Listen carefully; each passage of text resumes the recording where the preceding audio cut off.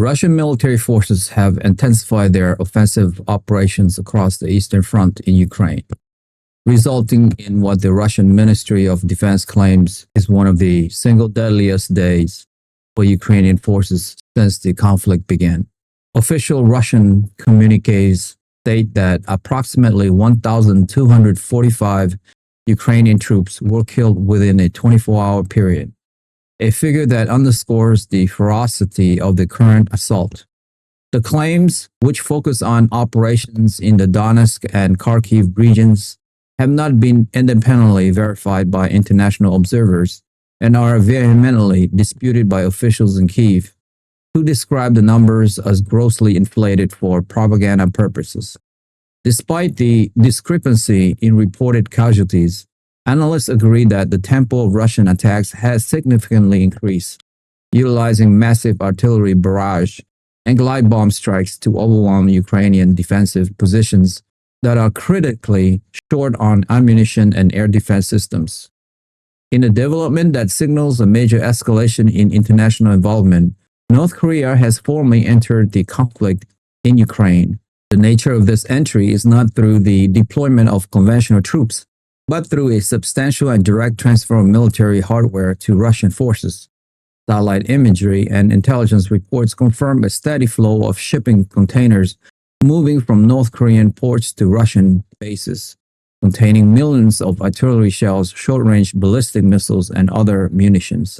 This arrangement provides Russia with a desperately needed replenishment of its ammunition stocks, allowing it to sustain its high-intensity bombardment. In return, Western intelligence agencies assess that Pyongyang is seeking advanced Russian weapon technology, including capabilities related to ballistic missile subsystems and nuclear-powered submarines, as well as economic assistance and political support in the United Nations. The new administrations in Washington under President Donald Trump had arranged a high-stake meeting between the president and Russian President Vladimir Putin scheduled for this Friday. The anticipated summit was poised to discuss a potential permanent peace plan for Ukraine, a cornerstone of President Trump's stated foreign policy objective to swiftly end the conflict.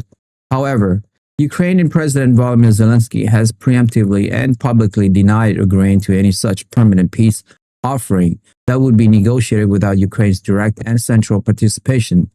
In a national address, Zelensky stated that any peace agreement that compromises the territorial integrity and sovereignty of Ukraine is unacceptable. He emphasized that peace cannot be achieved by sacrificing Ukrainian land to the aggressor, signaling a firm rejection of any potential deal that might involve ceding occupied territories to Russia, a solution that has been previously floated in various diplomatic circles. This rejection places President Trump and Secretary of State Marco Rubio in a difficult diplomatic position. The administration's aim for a quick resolution, potentially one that would involve major concessions from Kyiv, is now met with firm resistance from the Ukrainian leadership. The White House has not yet issued a formal response to Zelensky's declarations, but it is understood that the planned Trump-Putin meeting will proceed, though its agenda may now be substantially altered.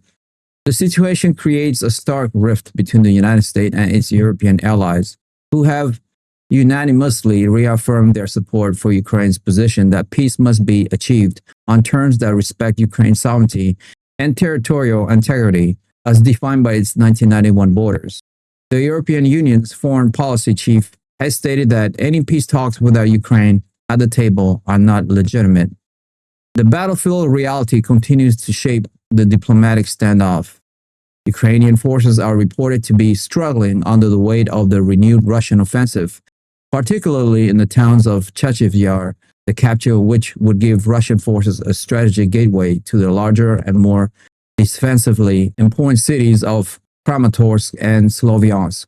Military experts note that the arrival of North Korean munitions has directly enabled Russia to maintain this punishing pace of attack.